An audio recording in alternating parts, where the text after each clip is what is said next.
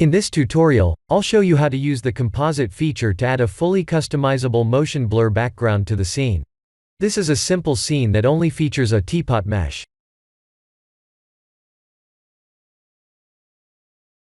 I pressed Shift-A to add the teapot. If you don't see that in the menu, please activate the Extra Objects add-on.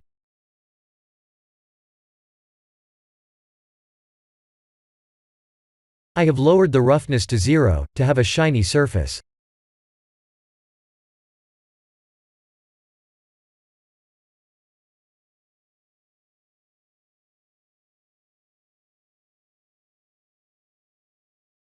I have used an external image, and used the composite nodes like this, to produce a realistic motion blur image.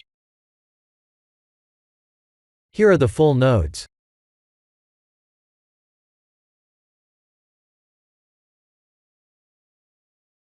The directive blur node is fully customizable like this. Please feel free to experiment with the nodes.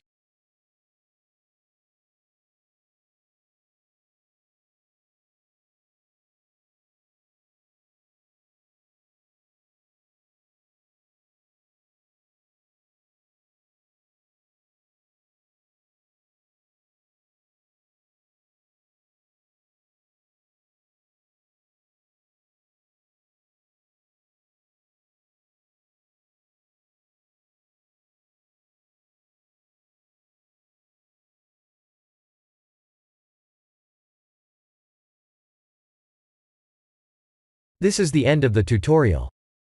Thank you for watching.